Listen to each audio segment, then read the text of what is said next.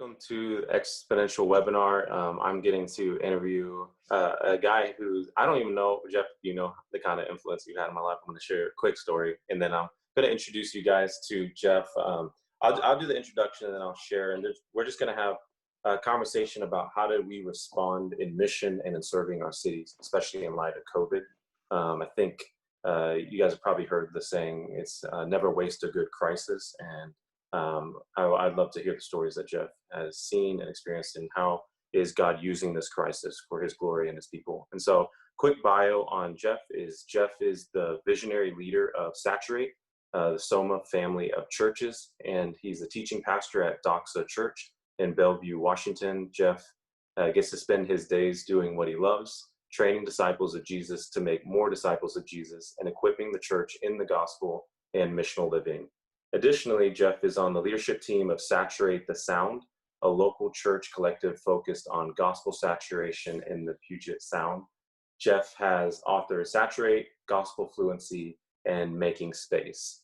And so also, just so you guys know, the last time we were just talking about, the last time I saw Jeff was in Israel. And so it was a crazy, I think 9 days, which became 10 days in Israel, because the pilots made a strike. And so we had to stay an extra day when we arrived to the airport. But Jeff, I mean, I know we're going to talk about serving and mission and all that. And I think I told you this in Israel, which was, I think, like 4, maybe 5 years ago. I was young back then. And back then, I don't know if you know, when I was like 19, I went to Catalyst, and you were one of the breakout speakers. And I really went because I was the typical classic, like Acts 29. I got a plan of Acts 29.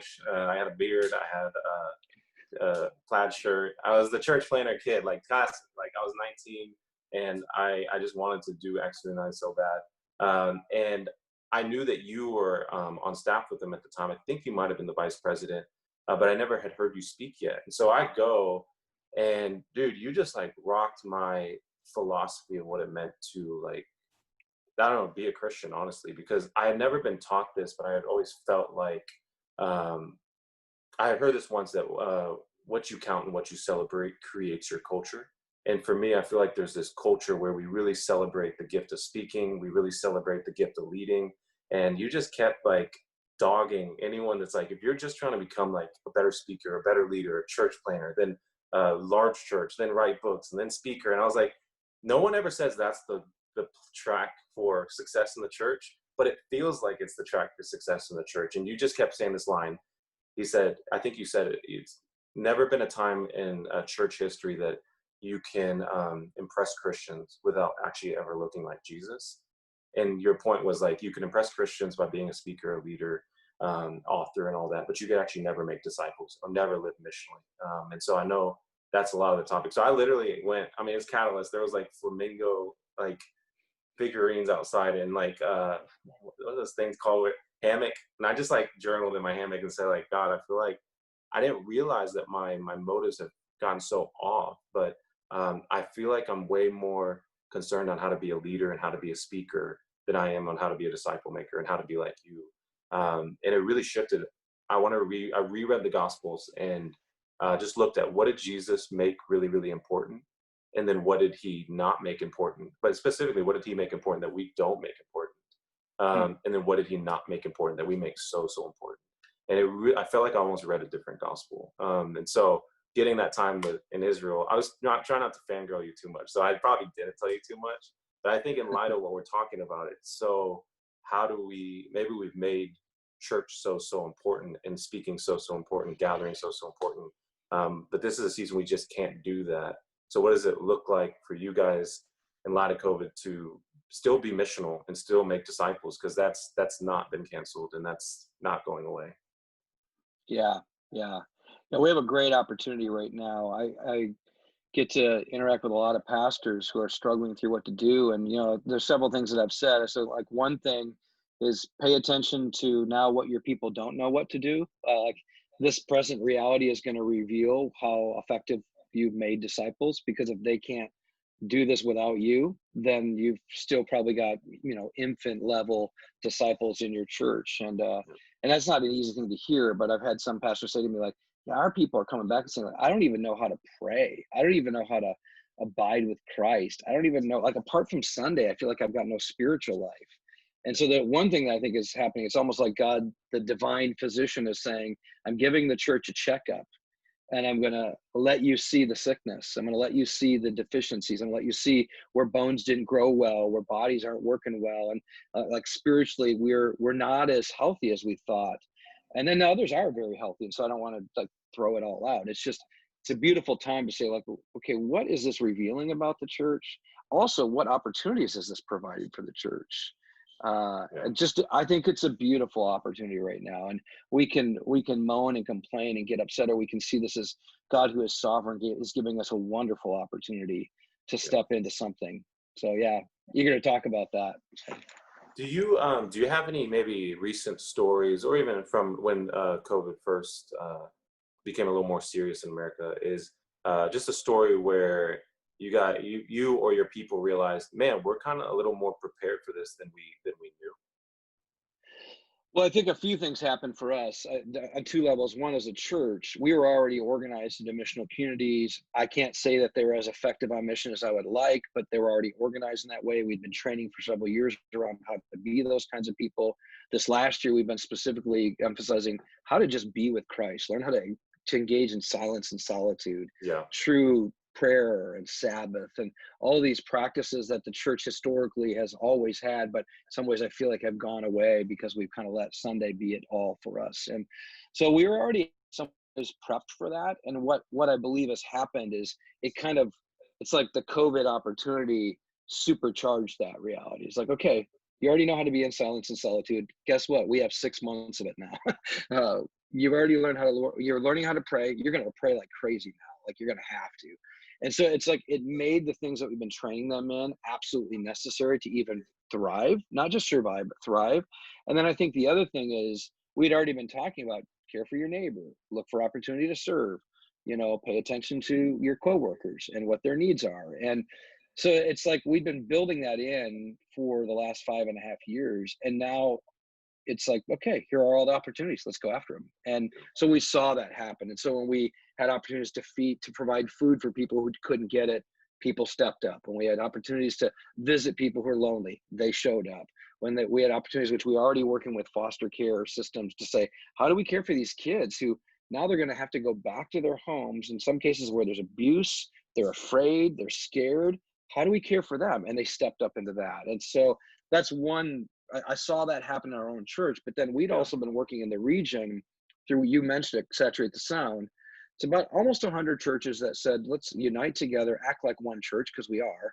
Let's encourage each other. Let's help every church thrive, not just our church. So we've been at that for a couple of years now.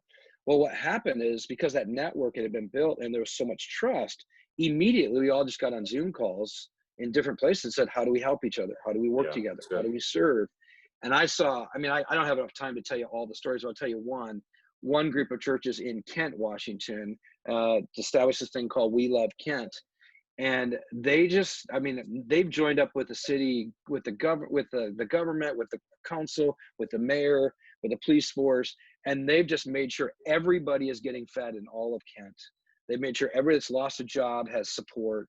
There's like tens of thousands of people now who've been impacted by the church stepping into the situation versus saying, "Oh, I'm bummed we can't meet in our own building and do our own thing." They're like, "No, let's reimagine what the church can be now in this moment for the good of the city." And I'm telling you, Jesus looks really, really good in Kent right now as a result of that. So we're celebrating so many stories like that, and they're not mine. These are all the churches that are living this out in our context, which is beautiful.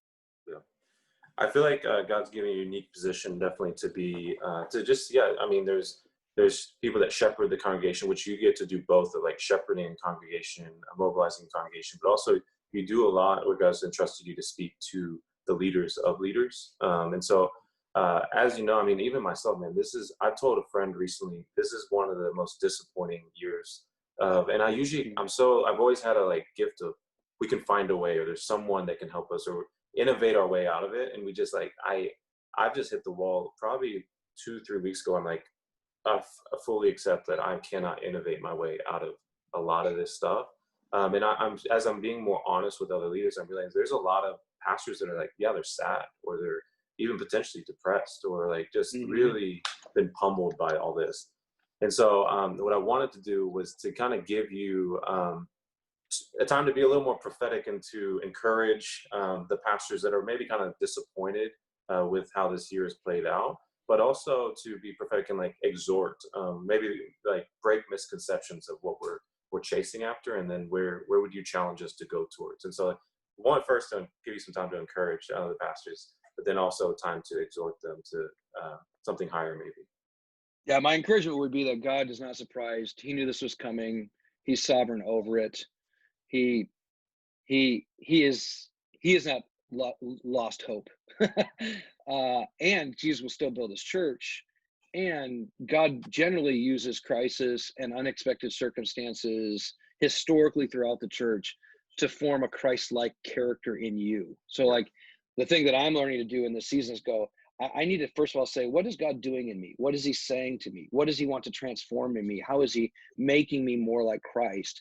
Because if we're not careful, and I am so guilty of this over the years, I immediately go, like, what can I do for everybody else?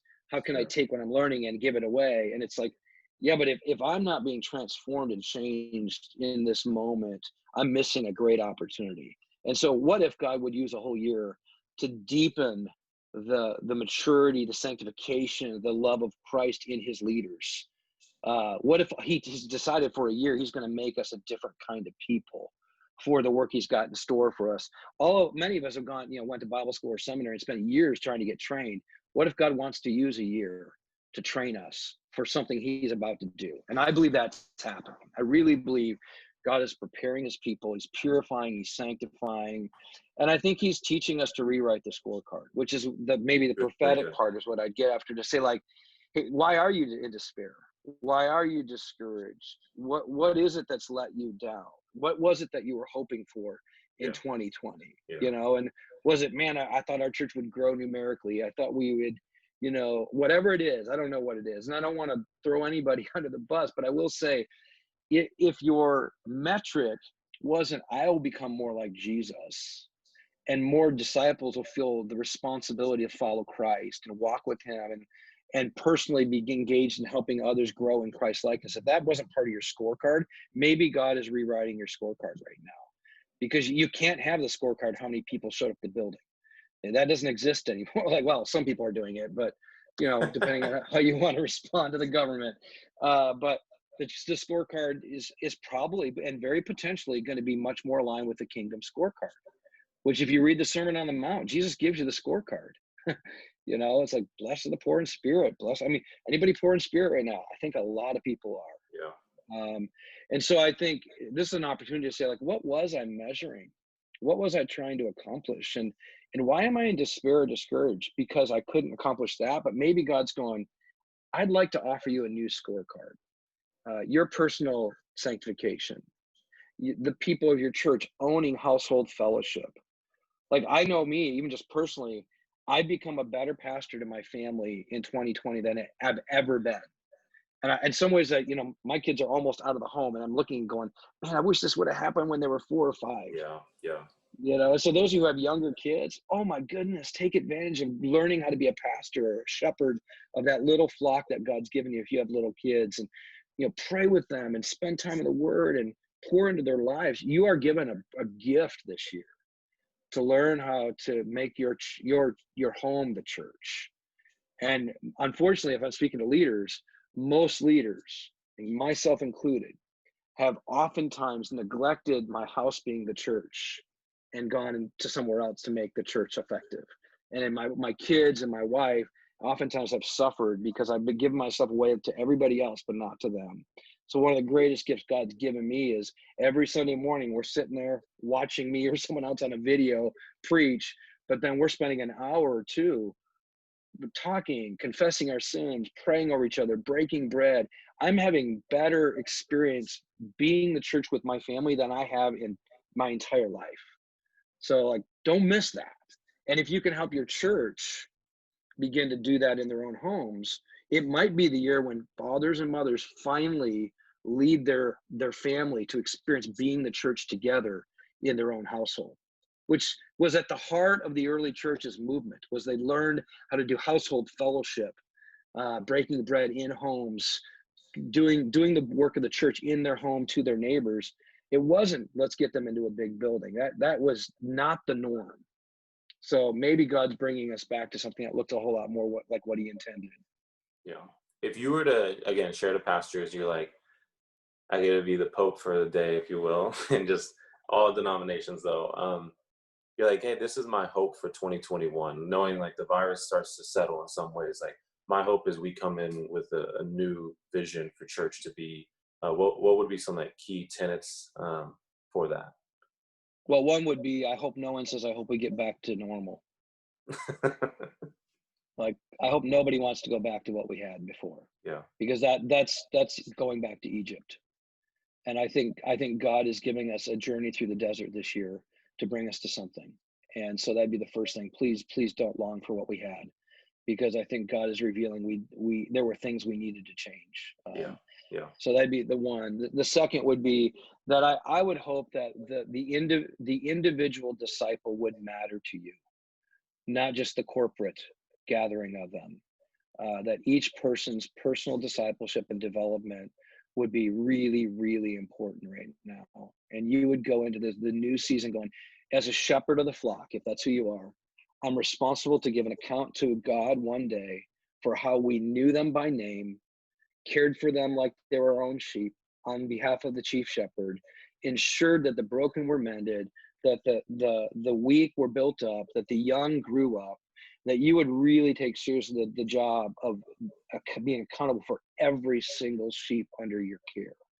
And then you would think through, okay, what did we learn during this year that we didn't do well before?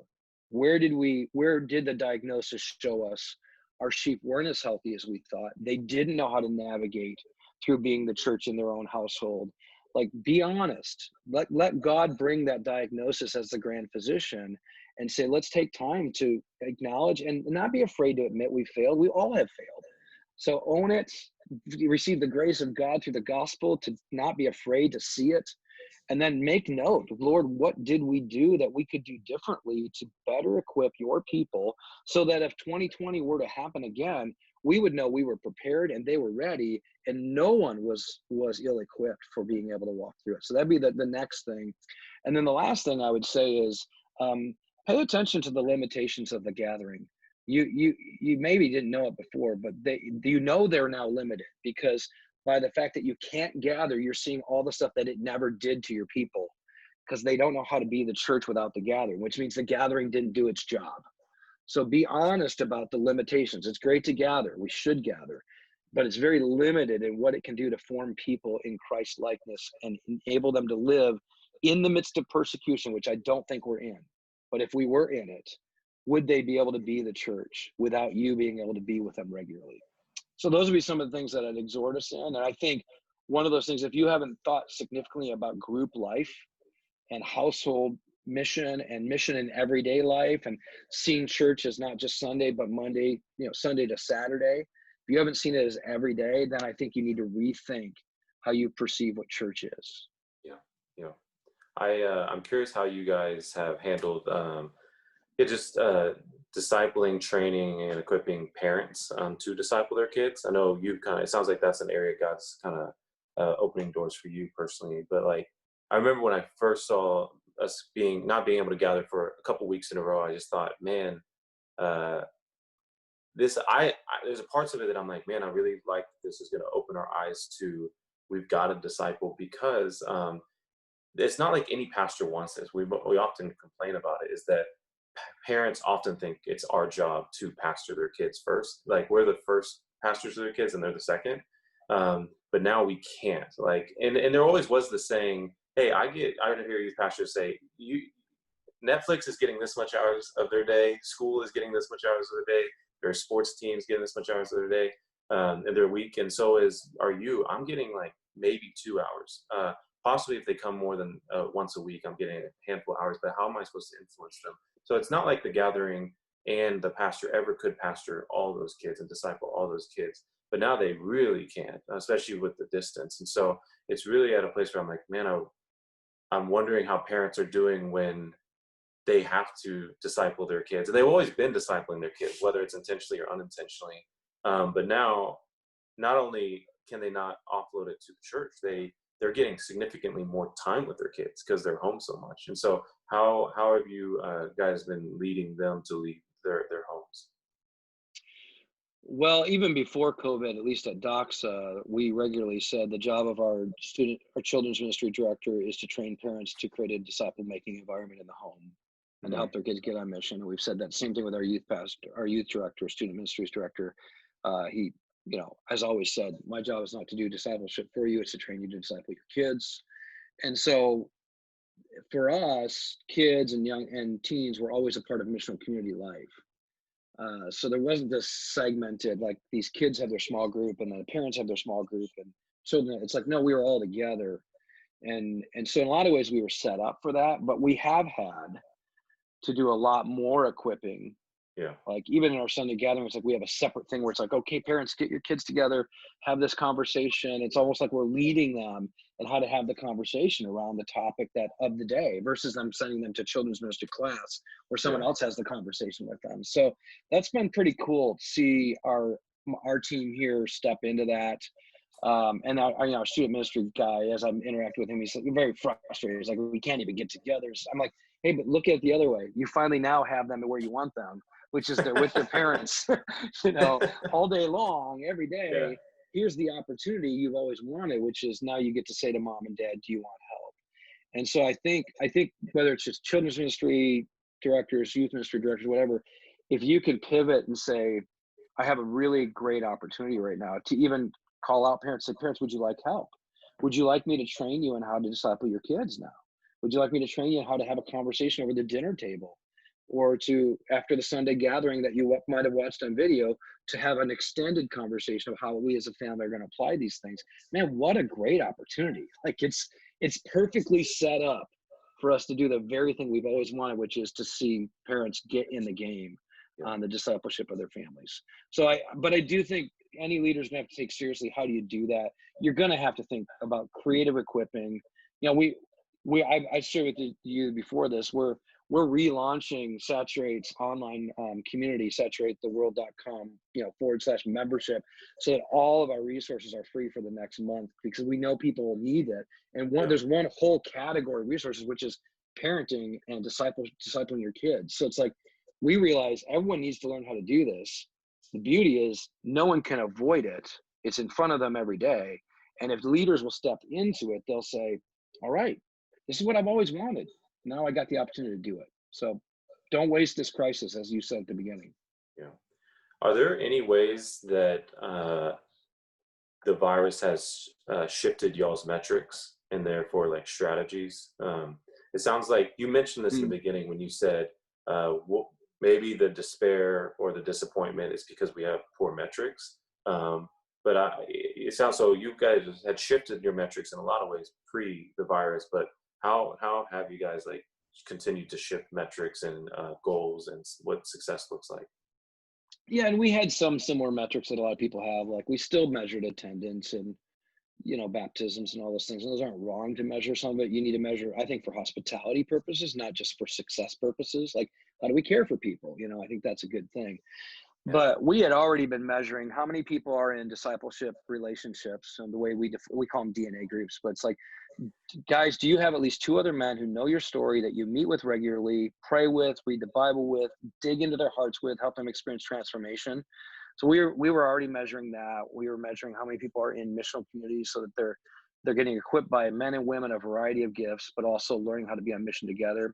We were uh-huh. measuring that. We were measuring leaders and how many have apprentices, and so a lot of those things we were measuring. But we have Can had I to pause go, on okay, that real quick? yeah, Even that, like to measure how many leaders have apprentices, that's very unique. I mean, I don't know many churches that do that. Like even how did you guys start that and how you do that? Even I'd love to hear stories of failure, honestly, because when I left hearing a lot of what you said, I started prioritizing discipleship.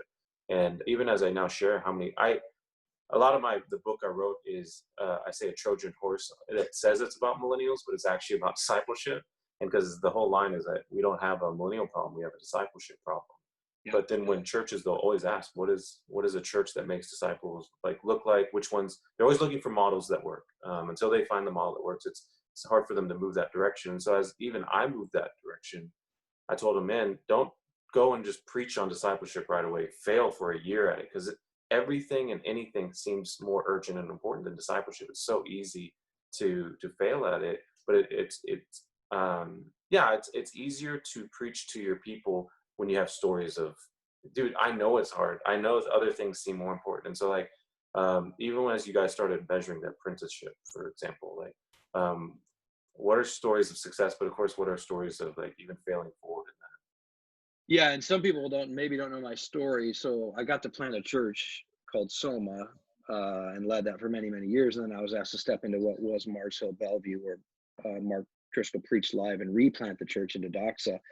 And I made a lot of mistakes because I made a lot of assumptions. I made an assumption that if people come to church, love the Bible, love Jesus, that they're going to be serious about mission and know how to make disciples. All I got to do is give them the mechanism. Like, let's get them in the missional communities and let's just give them training and they'll go do it.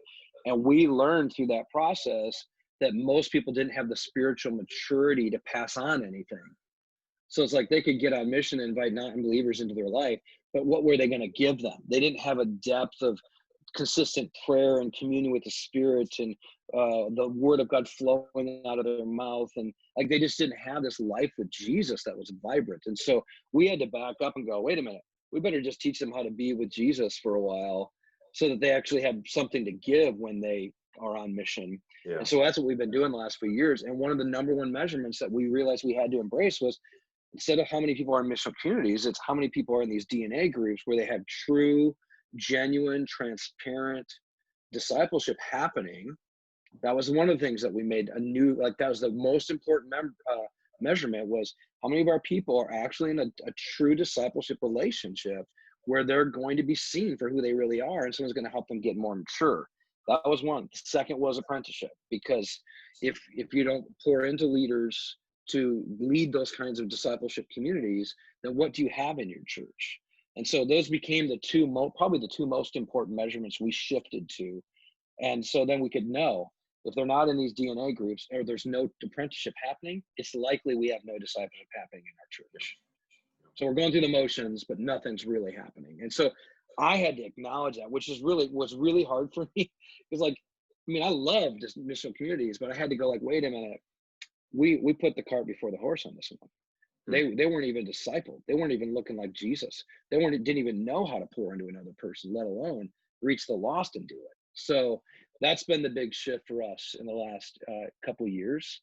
And I think we still have a few years of a journey ahead. But COVID has given us the greatest opportunity, because you can still do DNA groups. You can still meet in groups of 2 or 3. So all that stuff we can still do. You can still apprentice a leader. So all the things that really are at the heart of discipleship can still be accomplished in the present reality, which is beautiful. Like, God knows what he's doing right now. Yeah. I love what you said before. You said something in the line before we got on the call. You said the Acts church would not really be fazed by this at all. I think it's a powerful statement to think of it that way. So we're coming to an end. It sounds like everybody has a silver lining. Like, everyone in this whole virus, they'll be like, this stinks, this stinks, this stinks. But one thing God is showing me is this. It sounds like one of those areas for you is like just you kind of talking about, man, I wish my kids were here a little bit longer. It started earlier. I saw these things. If you were to talk to pastors as parents also to their kids, if you were to encourage them and exhort them, what would be kind of your final words to them? And then I'll give some announcements to the exponential family. Yeah, make your number one priority discipling your kids to make disciples. I mean, when you talk about the millennial problem as a discipleship problem, that's it. It's that somehow we communicated that the church is an event, and unfortunately it becomes very much like a business then, because we become program designers, and I think millennials see through it. I don't think they're fooled at all by it one bit. Yeah. And I think they're hungry like crazy for the Spirit of God to break in and bring a change in their own life. And they're desperate for true relational community that's going to be transformative. And I'd say to pastors, if you've got children, the next generation that's coming up, if they don't get discipled and truly be trained to be a disciple-making disciple, we're going to be so far away from what God ever intended the church to be that it's very likely that this whole country will go so secular that there won't be an ounce of a resemblance of the church being powerful anymore here. And I'm not saying that as like scare tactic. I'm just saying all you got to do is look at the historical realities of the church when they stopped discipling those closest to them.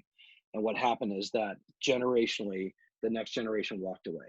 And so, parents, you have a great opportunity. Don't waste this. Yeah. Yeah. Thank you, Jeff. Seriously, you've been great I know for this exponential family for myself. And so thank you for what you do. For everyone with listening in, this is the beginning of, we're actually, believe you're starting a new series next week called Candid Conversations. And so, as you guys know, there's been a lot of tension in our country. I'm a believer that the enemy's number one tool and strategy, if he can't defeat the church, then he'll try to divide the church. And he divides us by race, denomination, generation, in every way politically. And so what I love about Exponential and serving on this team as one of the associates is that, ironically, the timing is together was the theme before things got even as divisive as it has been this year. And Exponential has been so wise about how can we shift into that conversation more and more. And so next week, if you'd love to join us, we're going to have the legendary Dr. John Perkins on. Ephraim and myself and Todd Wilson are going to go back and forth on hosting those conversations. But yes, next week will be Dr. John Perkins, Ephraim Smith, and Todd Wilson. We'd love to have you guys join us. Thank you all.